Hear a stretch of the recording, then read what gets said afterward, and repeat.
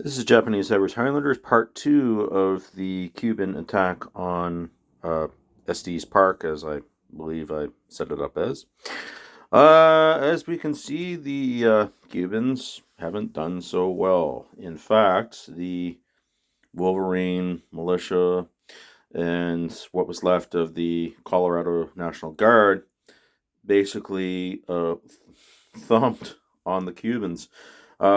In fact, over here we have the remnants, what was left of the Cubans. The only people left are actually the grenade launching group of infantry. So obviously, no infantry to occupy the objective. You're basically, well, that's it. Forget it.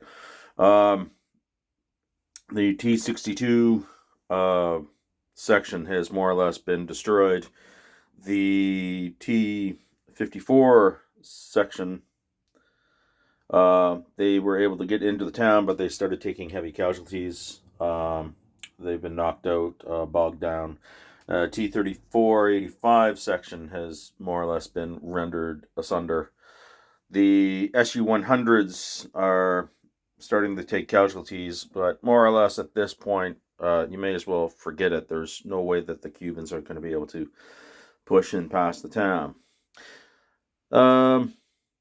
One thing I keep forgetting when I set up some of these games, I keep forgetting to put my infantry forward to have them more in with the tanks rather than running the tanks through. I think it's a bit of an error I have when I'm doing a Soviet attack or Warsaw Pact attack.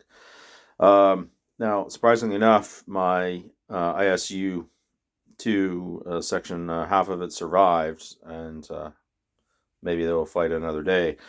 But even for the Wolverine section themselves, they took a bit of casualties as well, so they're sort of down for the count. The M60 section back here really didn't contribute much to the game. They kept failing their morale for whatever reasons. Maybe the reservists in those tanks weren't doing so well. I'm not sure.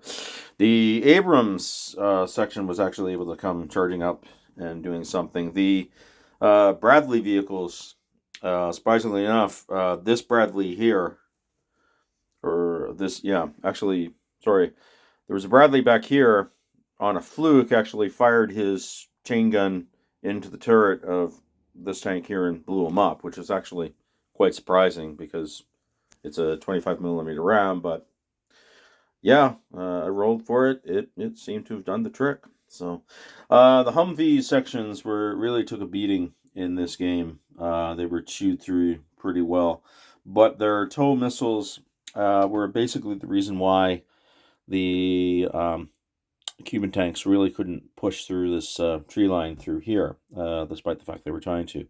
The rubble also was causing issues for the attackers. Obviously, they had to try to pass their cross checks and everything else.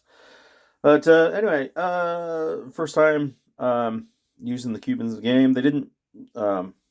They fared a little better than I expected, but still didn't progress into it. So I'm going to see how well they do next. There's a few things with the Cubans. I realized the package of infantry I bought were, I believe, initially marketed as possibly Syrians or Egyptians for Fate of a Nation or one of the other Battlefront miniature game systems, which they suggested to use as ersatz Cubans if you couldn't find anything else.